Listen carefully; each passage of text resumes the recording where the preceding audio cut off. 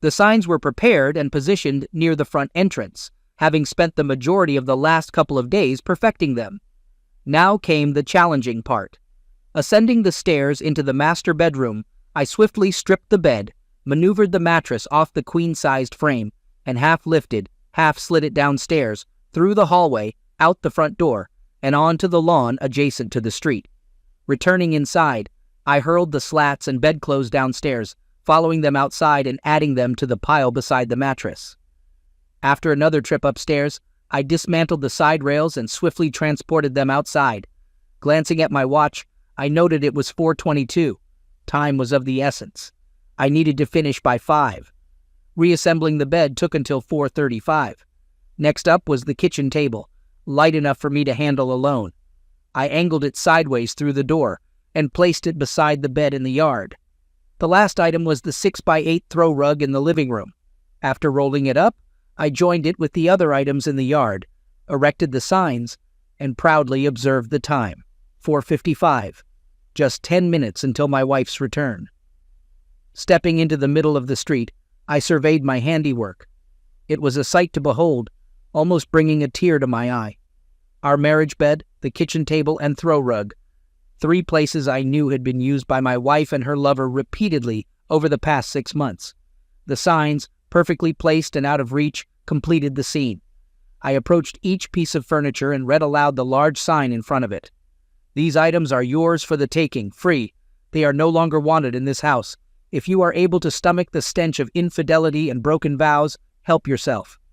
The sign above the bed detailed my wife's infidelity, specifying her regular liaisons with her lover over the past 6 months. Above the kitchen table, another sign recounted their activities, typically just before she served me dinner. On the throw rug, a sign indicated their preference for that spot. Each sign was adorned with a 17 by 24-inch photo of the adulterous couple in the act. Behind the table, a 5th sign revealed the identity of my wife's lover, Greg Allen, her boss at Mitchell Price, and Allen Realty. Married with 3 children, he was unaware of his wife's actions, but not for long. The time was 4:57, just in time. She would be home any minute.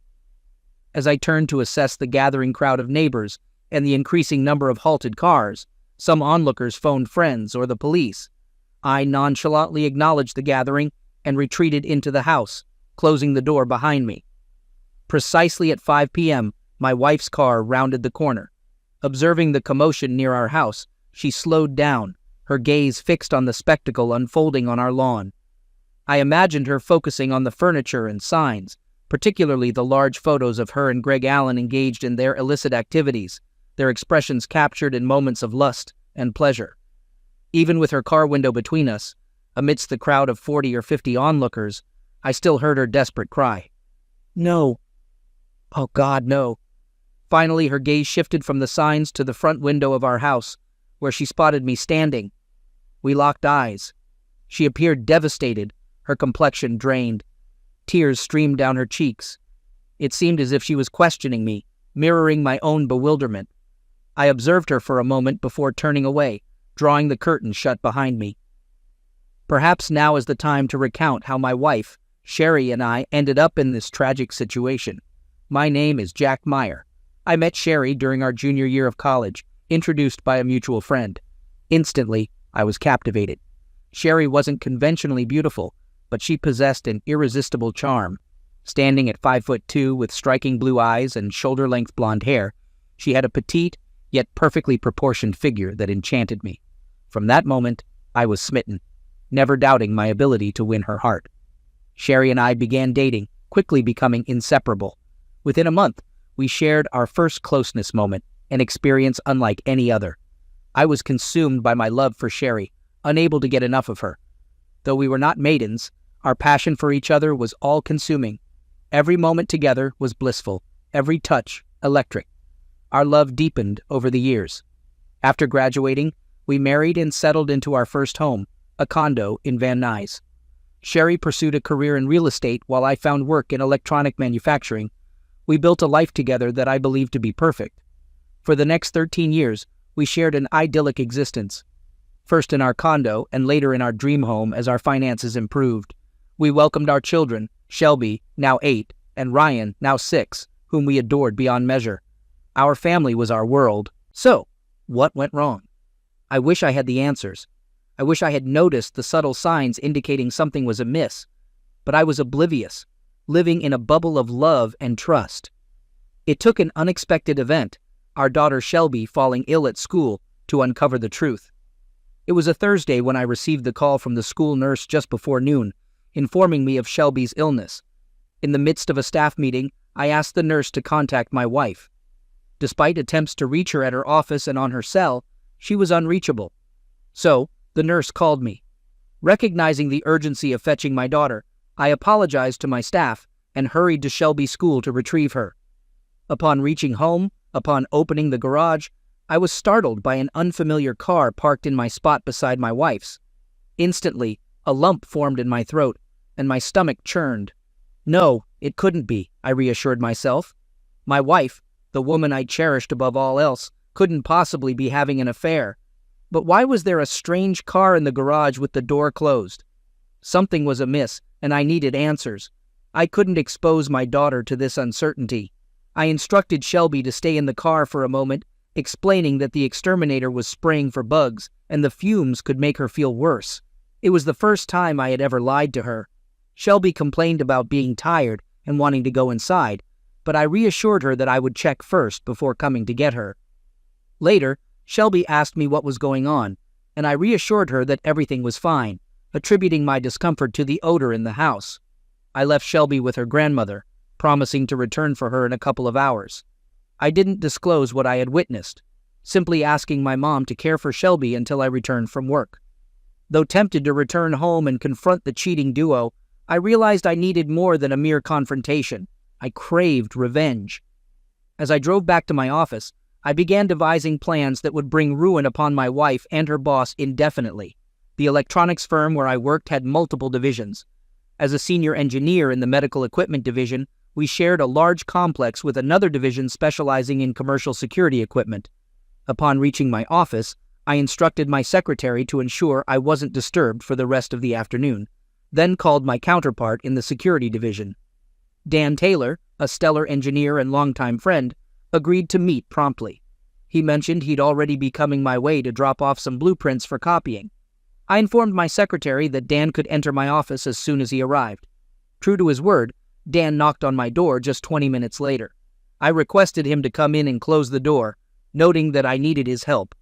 Dan remarked that I looked like I had seen a ghost, to which I responded by recounting the shocking discovery I had made earlier. I explained to Dan that I had caught my wife and her boss having an affair in our house, specifically in our bedroom. Despite the disbelief, I assured him it was true, detailing how I found them together when I came home to pick up my daughter from school. I refrained from confronting them at the moment, prioritizing my daughter's well-being by having her wait in the car while I quietly left and took her to my mom's house. Dan expressed his sympathy and asked about my plan moving forward. I admitted uncertainty, but emphasized the need for evidence, mentioning my intention to gather audio and video recordings of their encounters. I sought Dan's assistance in acquiring security cameras and microphones to discreetly place around the house. Dan questioned the certainty of there being a next time, suggesting that the incident might have been isolated. However, I dismissed this possibility, citing conversations between my wife and her boss about regular rendezvous over the past 6 months. I explained my reasoning, noting the lack of alternative locations and the convenience of my empty house during work hours. After a few more minutes of discussion, we delved into the details.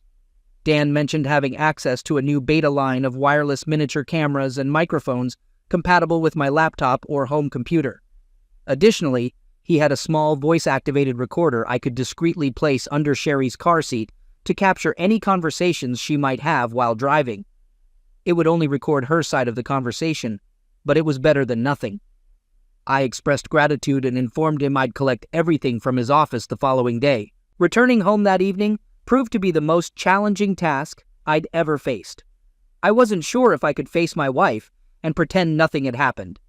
I decided the best course of action was to make Sherry believe I wasn't feeling well, which was true. I retrieved Shelby from my mom's, and upon arriving home, Sherry was preparing dinner in the kitchen. Upon seeing Shelby with me, she grew frantic. I questioned Sherry about her whereabouts and why she hadn't informed me about Shelby's illness, mentioning that I received a message from the school nurse on the answering machine. Sherry explained that she must have accidentally turned off her phone while showing houses and had been busy all day. I couldn't help but think cynically that she was likely preoccupied with her affair with her boss instead of attending to our daughter. Despite this, Sherry hugged Shelby and apologized before helping her to bed. I acknowledged that despite her flaws, my wife did love our kids, and it seemed I was the obstacle to her happiness. Sherry then returned to the kitchen to prepare soup for Shelby and finish dinner for the rest of us. Feeling unwell myself, I informed Sherry that I would sleep in the guest room that night, just in case I was contagious. She noted that I felt clammy and looked pale. Silently, I acknowledged the irony of feeling unwell after discovering my wife's affair. Without responding, I headed upstairs, initially dreading entering the master suite, but needing my grooming supplies, toothbrush, and work attire for the next day, so I forced myself into the room. A window was open, and the scent of lovemaking had dissipated. The bed was neatly made. She must have changed the sheets. It pained me to look at it. All I could envision was her boss having lovemaking with her, whispering sweet nothings about belonging to him alone forever. Anger surged within me, but I suppressed it. I needed to remain composed until I could unleash havoc upon them both. And I would. That much was certain. I gathered my necessities and retreated to the guest bedroom, shutting the door behind me. I stripped down to my underwear and slipped into bed. My body felt rigid. I wanted to weep, but I stifled the urge. I had a mission to accomplish, and I couldn't allow emotions to interfere. For hours I lay in the darkness, sleep evading me. After tending to the kids and putting them to bed, my wife entered the room. I pretended to be asleep.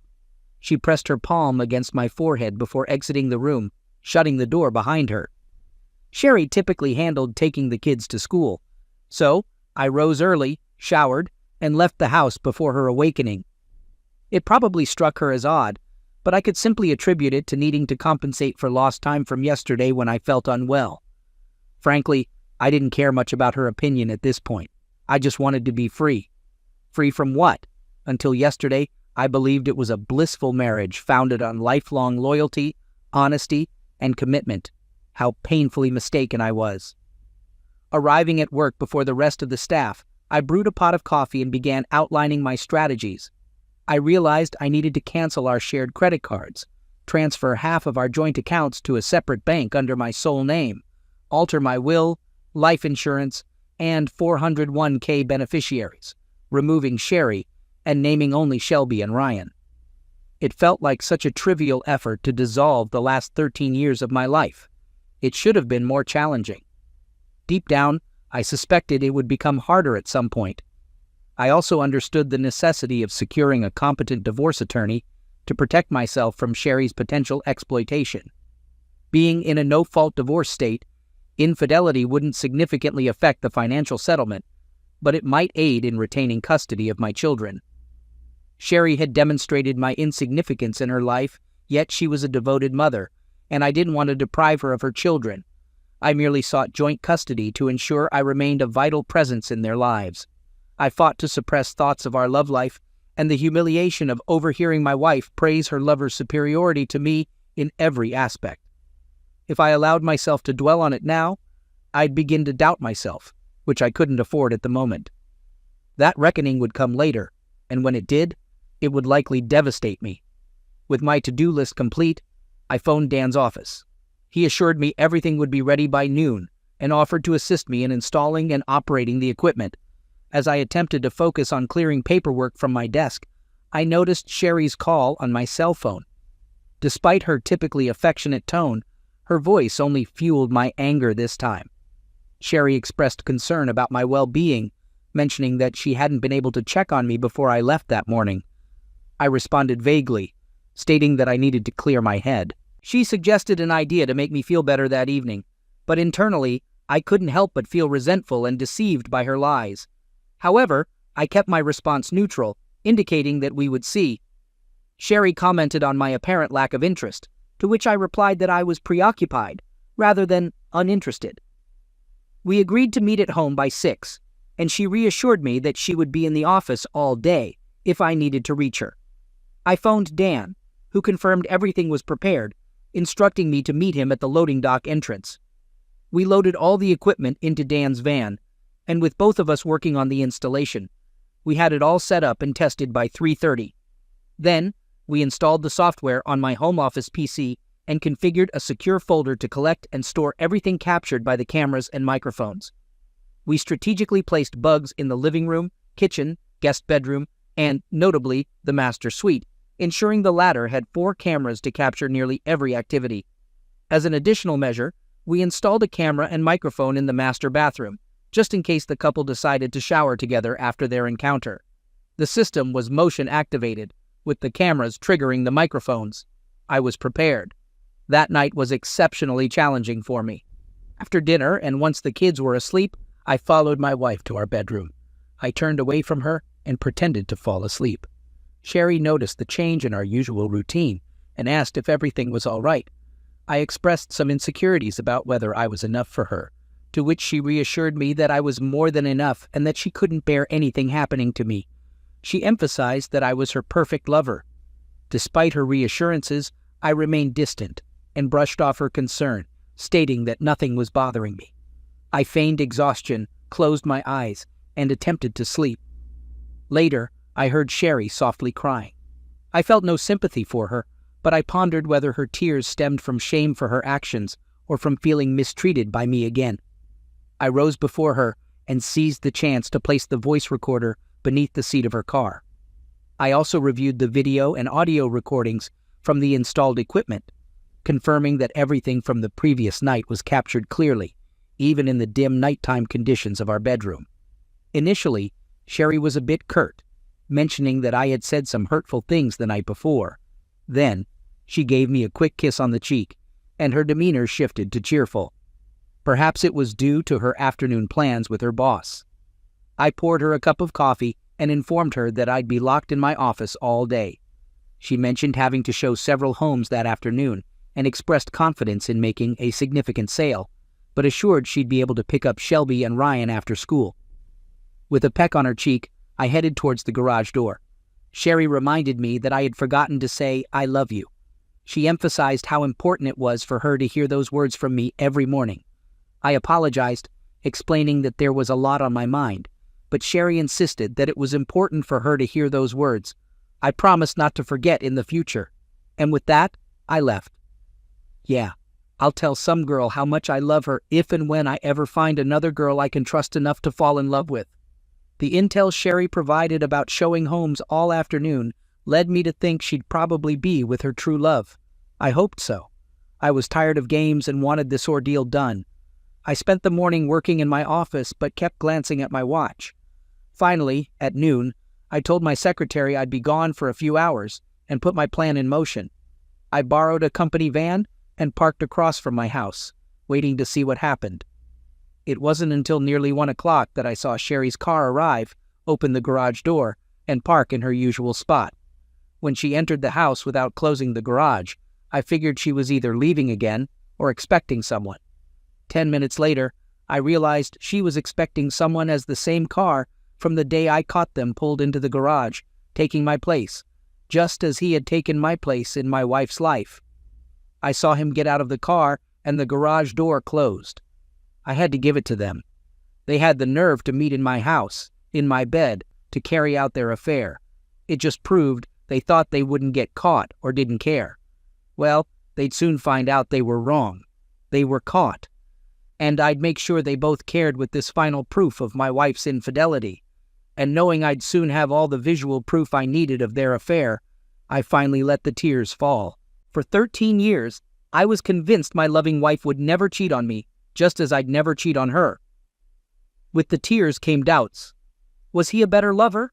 Maybe better looking, but neither of us was exceptional. Why risk our marriages? I desperately wanted to confront them. But why? What would it achieve? I'd catch them, but I'd already done that once. Would I feel better by confronting her lover? Yes, but I'd likely go to jail. By this time, neither of them were worth it. My only worry was how this would affect my kids and his, as I was prepared to confront him just as he had confronted me. By 2:30, they must have finished, as the garage door opened and he left 15 minutes later. My wife did the same, closing the garage door behind her. I knew she'd return home with the kids by 3:30, so I quickly parked in the garage and made my way to my home office. I didn't want to review all the footage, just ensure the evidence was safely on my hard drive. After 10 minutes, I'd had my fill. It wasn't an exact replay of their previous encounter, but it was explicit. They began by having lovemaking on the kitchen table where I eat.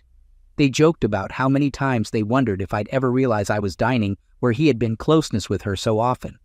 Then, they moved to our bedroom, though not before her lover suggested using my daughter's room for a change of scenery.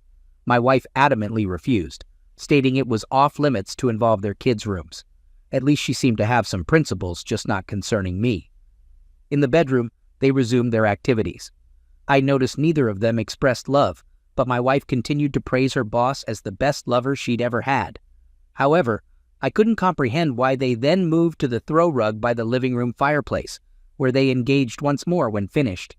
I found it strange that she didn't bother changing the sheets, assuming she would do so when she returned with the kids at 3:30. This gave her plenty of time to air out the room and remove any evidence. Since I rarely arrived home before 6 and had secured the evidence I needed on my hard drive, I shut down the system and left the house without bothering to check the assumed mess on our marriage bed. I'd seen enough, and although my heart was hardened against my wife, I still felt sick inside, a sickness soon replaced by burning anger and hatred. I may have even smiled, knowing the hell I was about to unleash on their cheating heads. Back at work, I briefed Dan on everything. Like me, he couldn't comprehend how a supposedly loving wife like Sherry could do what was now clear. Not only did she break our sacred vows, but she also went out of her way to humiliate me to her lover, always affirming his superiority. All these thoughts plunged my soul into a deep abyss of pain and despair, from which I knew I had to emerge to complete my task of destroying them both. I needed to find a good divorce lawyer, and Dan suggested contacting the law firm the company used for recommendations. I spoke to a corporate lawyer there who gave me 3 names of divorce lawyers known for protecting husbands' rights. The first one was retiring and not taking new clients, but the second one agreed to meet me the next afternoon at 3. With that settled, I resolved to handle canceling credit cards, changing beneficiaries, and transferring funds the next morning. When I returned home that night, Sherry was in the kitchen preparing dinner while the kids did their homework in their rooms. She wore a yellow sundress and looked beautiful. For a moment, I thought my heart would break all over again. She was smiling and seemed so happy. I assumed it was her usual post-afternoon delight mood. She greeted me and asked about my day, mentioning that hers was great due to making a sale. I responded with mild interest, aware of the reason behind her happiness. I asked if anything else notable happened that day, or if she met any interesting people, to which she denied, stating that she was focused on work to return home to her family. Despite her reassurance, I couldn't shake the suspicion of her affair as I headed upstairs to change clothes. While changing, I noticed the sheets had been replaced and the room aired out. Upon returning to the kitchen, I mentioned the water on the shower floor and asked if she had showered that afternoon. She appeared startled and denied it, suggesting a possible clogged drain. I speculated about the possibility of someone sneaking into the house for a rendezvous and showering afterward, which seemed to unsettle her. She attempted to brush it off with humor. As dinner progressed, conversation was minimal. I surprised Sherry by switching seats with her, prompting her to question the change. I explained it as a desire for a change of scenery. She appeared puzzled and ate little, mainly moving food around on her plate. During dinner, the kids talked about their day, but Sherry and I mostly listened, making occasional comments. After we all helped clean the dishes, I returned to my office to work on my project. I reviewed footage from that day and selected suitable stills to turn into photographs, which I downloaded to a photo file for printing. Next, I carefully crafted wording for the signs I would create with the photographs. All that remained was to visit my lawyer to initiate the divorce, get my finances in order, and await the next visit from my wife and her lover. When I finally went to bed that night, Sherry was already asleep, or at least pretending to be. I was fairly certain my actions that evening had given her something to ponder. Not that it mattered. There was nothing she could say or do to change my mind about divorcing her for her infidelity. And there was a small silver lining in the fact that I believe I'd managed to make her at least somewhat uneasy. Today was Tuesday, and she had mentioned making another sale on Thursday, so I took that as a signal that she and her lover would be meeting on that day. That would also mark the day I brought them down. The following morning, I rose early again, showered, and left before Sherry woke up. I had a lot to accomplish and wanted to allocate as much time as possible to get it done. My lawyer appointment wasn't until 3, so I had plenty of time to handle all the financial matters. First, I visited HR, where I changed the beneficiary on my life insurance and 401k from Sherry to Shelby and Ryan. I received some odd looks from the woman assisting me, but I didn't feel obligated to explain my actions to her or anyone else. Next, I canceled all our joint credit cards and obtained new ones in my name alone. Then, I proceeded to the bank, where I transferred half of the funds from our joint checking and savings accounts to another bank in my name. I knew I needed to address our home, but I presumed the courts would allow Sherry to stay there with the kids, so I postponed action on that front until I consulted with my lawyer. At 3, I met with my lawyer, finding him to be agreeable enough. He cautioned me that since we were in a no-fault state, Sherry would likely get custody of Shelby and Ryan, and I'd lose the house and half of everything else to my wife, even with proof of her infidelity.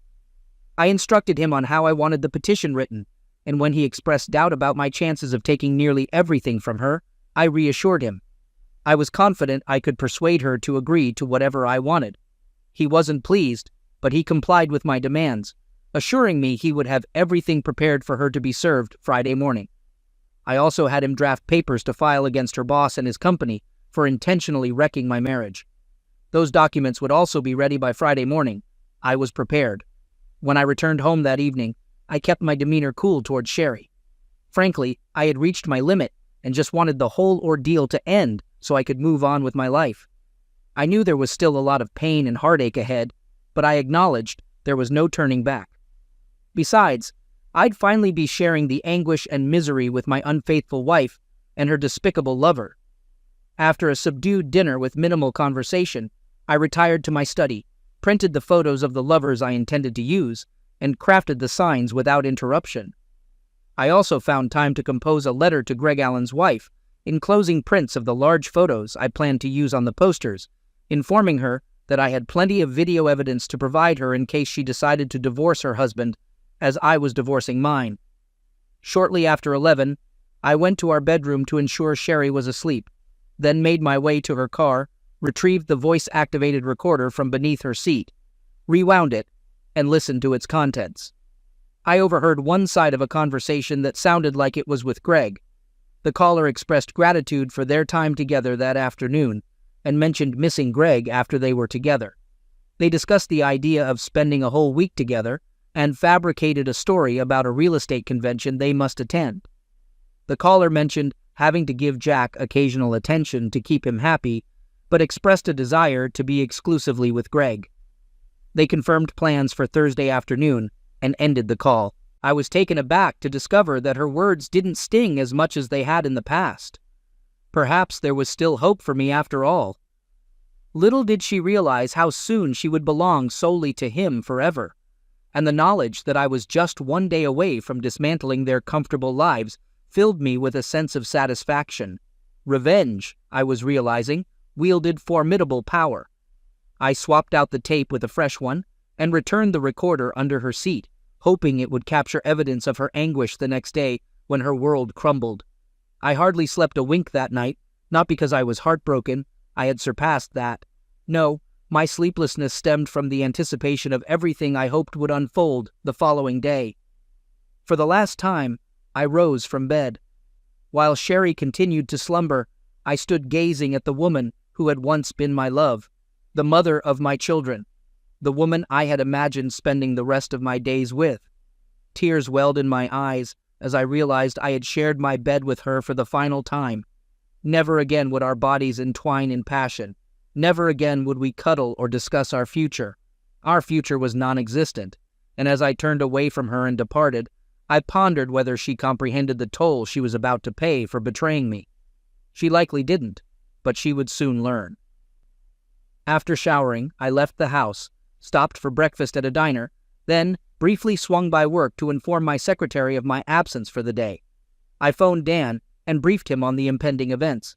He wished me luck, cautioned me to be cautious, and requested that I keep him updated on the proceedings. I made a brief visit to my lawyer's office to ensure all was in order for serving my wife and Greg Allen the following day. Following that, I called my wife to arrange picking up the kids from school. My mother had expressed a desire to have them for the long weekend, since they had no school on Friday. Thus, I planned to swing by the house around 3:45 to gather some belongings and transport the kids directly to Mom's. She enthusiastically approved, even suggesting we spend Saturday in bed together in her most seductive tone. I agreed nonchalantly before ending the call. I had reached a point where I couldn't tolerate her deceit any longer. I took my time returning home. By 12:30, I was parked nearby, awaiting the imminent events. My car was mostly concealed from view, but I had a clear line of sight to any vehicle entering my driveway. I didn't need to witness the garage door's movements.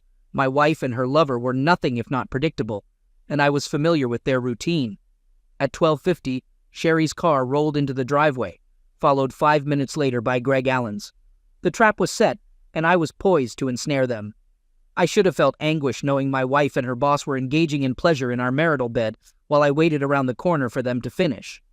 Yet, she had lost her ability to inflict pain upon me. It was astonishing how composed I felt as I envisioned the activities I knew they were engaging in together. It was almost reminiscent of recalling a low-budget adult film, lacking in substance but with a satisfying conclusion around 10 minutes to 3. I observed Alan's car reverse out of the driveway and depart. 10 minutes later, Sherry followed suit. Sweet. As she drove off, I observed her applying fresh lipstick. Once they were out of sight, I pulled into my garage and shut the door. With limited time on my hands, I headed to my office and reviewed the footage from that afternoon's encounter. Everything was captured, including the hurtful insults about his superiority in bed compared to me. However, this time, their words didn't affect me. After ensuring the footage was securely stored on my hard drive, I spent the next 10 minutes carrying my handcrafted signs, adorned with their photographs, upstairs and positioning them near the front door for easy access. Then, I packed essentials like a toothbrush and clothes for Shelby and Ryan into my car. The only remorse I felt about my impending actions was for the pain I was about to inflict on my beloved children. Yet, I found solace in knowing I hadn't caused the pain of their parents' separation. That responsibility rested solely on their mother's shoulders. She chose to engage in a prolonged affair, ultimately tearing our family apart. At 3:15, I drove to their school and was waiting when the final bell rang to pick them up. I informed them they'd spend the weekend with Grandma, which thrilled them given her penchant for spoiling them. 45 minutes later, I dropped them off and returned home, ready to set my plan in motion. And thus, we come full circle to where we began. Bed, table, and rug displayed on the lawn adorned with signs, watched by neighbors, awaiting Sherry's return to the dreadful truth that I held all the knowledge. That night, I expected to hear from Sherry, but I didn't. There was a late call from her cell phone, but when I answered, silence greeted me. An hour after Sherry departed, the police paid me a visit. While understanding, they insisted I remove the signs and photographs to avoid disturbing the peace and public indecency charges. I complied. They served their purpose, seen by my wife, and from the look on her face before I turned away, I knew her life had begun its descent into chaos. That evening I drowned my sorrows in a substantial amount of Maker's Mark and drifted into an alcoholic stupor. Friday morning greeted me with a monstrous hangover, yet despite it, I felt empowered. Though saddened and alone, I found strength in knowing I had subdued my anger long enough to exact revenge on my unfaithful wife and her lover. By noon, I glimpsed out the front window to find the rug, kitchen table, and bed gone, leaving only the mattress and stained sheets behind. I'd dispose of those later. The morning passed uneventfully, but by 3 in the afternoon, chaos erupted.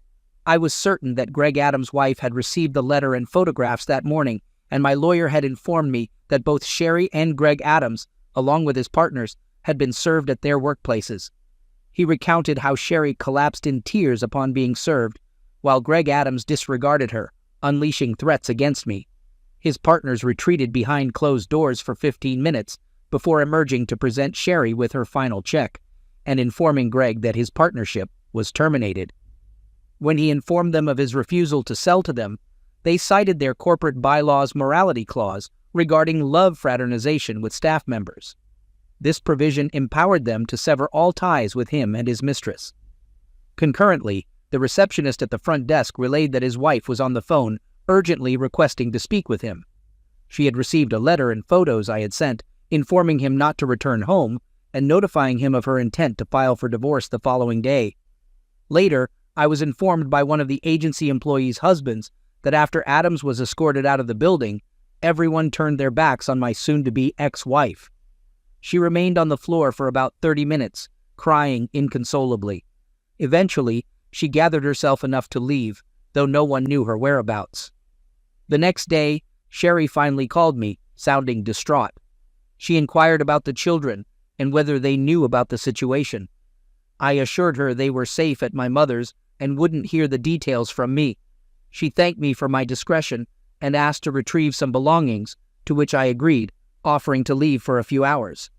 She requested to stay and talk, but I declined, leading to more tears from her. She pleaded for my understanding, expressing remorse and claiming she never intended to hurt me. I laughed at her apology, questioning how she could claim innocence when she had expressed love and longing for her lover, comparing him favorably to me. I accused her of betraying me with her words to him, saying I had recordings of her confessing these feelings.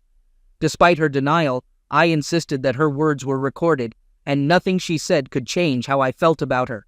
She professed her love for me, claiming she had always loved only me, and didn't understand why she said those things to Greg. She explained that she had done it to boost his ego because he complained about his wife. I questioned her explanation, pointing out that she had torn me down to him and had lovemaking with him for 6 months. She insisted she never meant to hurt me and didn't mean any of it. When I pressed her for an explanation, she admitted that it felt dirty with Greg and that she felt she should be dirty with him, keeping it separate from what she had with me, which she described as loving and clean. I expressed disbelief at her actions and called her sick, admitting my own foolishness for not seeing it sooner. She begged for a chance to make it right, insisting that she loved only me and belonged to me. She pleaded for forgiveness and offered to come to me immediately, begging me not to leave her. I informed Sherry that I no longer loved her and that she was the one who left me. I condemned her actions with Greg over the past 6 months, stating that her behavior proved she didn't love me. I expressed disgust towards her and eagerly awaited her departure from my life. I rejected any possibility of reconciliation, expressing my disdain for her after what she had done with Greg.